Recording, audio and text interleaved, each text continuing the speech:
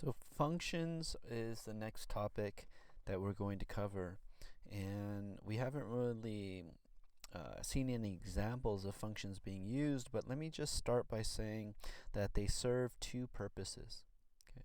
One purpose is to help organize your code and make it easier to read. And making code easy to read is very, very important, because when you create programs, these small, simple programs that we're creating now can be done by one person very easily, right? But whenever you go ahead and create a program that is a little bit more complicated, that's bigger, that is more purposeful, let's say an application or a flash game or a video game. As you know, video games that are on the PlayStation and Xbox are created not by one person, but they're created by a team of people, right? And that team can be 100 people. It can include 50 programmers. It includes quite a few different people working on the same piece of code. So if you don't make your program easy to read, then it's hard for the teams of people to be working on the same code. I would say more than hard. It would be close to impossible. So organizing our code in functions allow us to create code that's easier to read. Another purpose that functions serve is to create more efficient code that follows the mantra, write once, use many times. And what is a mantra?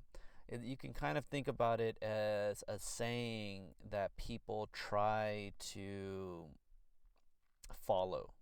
Okay? And so programmers try to write as efficient code as possible because, again, we are all lazy and we do not want to write any lines of code that we don't have to.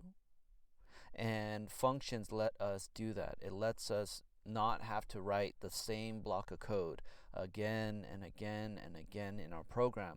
So we're able to, using functions, write the block of code that we need to execute more than once, only one time, and then use it over and over again, use it many times. So we're going to go over each of these two purposes one at a time. And the first purpose we're going to go over is right now, and that's the first one here, is to help organize your code and make it easy to read. So I'm going to go and reference Scratch. And many of you, or most of you, have seen Scratch before. And for those of you guys who have not seen Scratch before, well, the way it works is you hit the green flag and it executes the program one block at a time, starting from the top to the bottom. Okay, and so if we look at this code, what are we doing? Well, we're hiding the cat, and well, maybe I could play the program first. Let me play it. Okay, so I'm not sure if you heard that, but the cat starts out by walking out onto the screen, and there's footstep sounds going on. The cat also is animated as he walks out towards the middle of the screen, and then he starts saying stuff, right? So let's pretend this program is a story program, and this beginning portion is the introduction, and then we're going to have the main part of the story, and then we're going to have the outro, or the ending part of the story.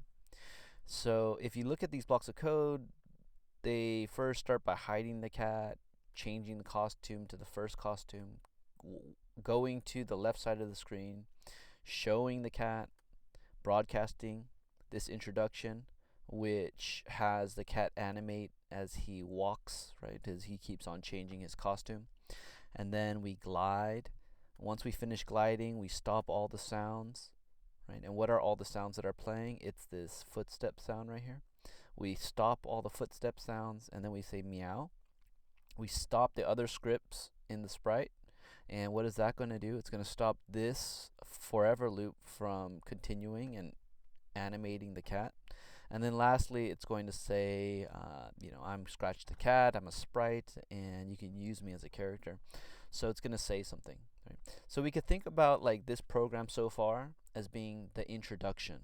Okay, and what we can do is we can create a my block. So I'm not sure if you guys ever used this, but we have this My Block tab here. And you know what? I actually broadcast a message using the word introduction, so I'm not going to say that. I'm going to say walking. And then over here, I'm going to use walking. Okay. So let's go ahead and click on My Blocks. And I'm going to say make a block. And I'm going to call this block introduction. And say OK. Okay. So now I have this introduction block. And what I can do is I can take all of this stuff that has to do with the introduction of the story, and I could put it right here under the definition for introduction. Then when I hit the green flag, I can run introduction. Okay. And maybe I made another block and I say main part. And I can say OK. And let's pretend like I defined it.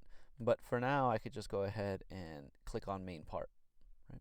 And then I can make another block and I could say outro. Outro. And I can say OK. And let's pretend like I defined outro.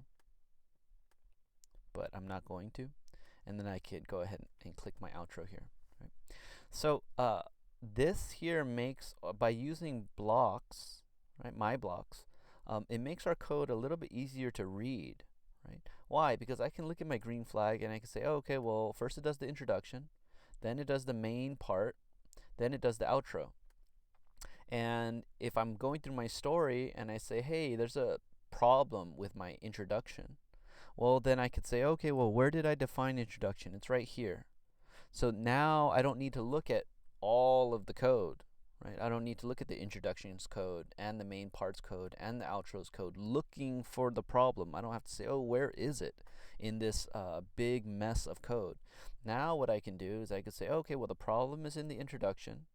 That means I need to look at this smaller block of code and look for the problem and solve the problem.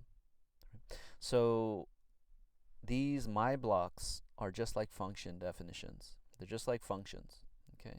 And in this way here, we could see that it makes our program easier to read. And if your program's easier to read, that means it's easier to debug. And that's very important because, as you've noticed, debugging is where programmers spend most of their time. So let's go ahead and stop here, and we'll look at an actual function in Python in the next video.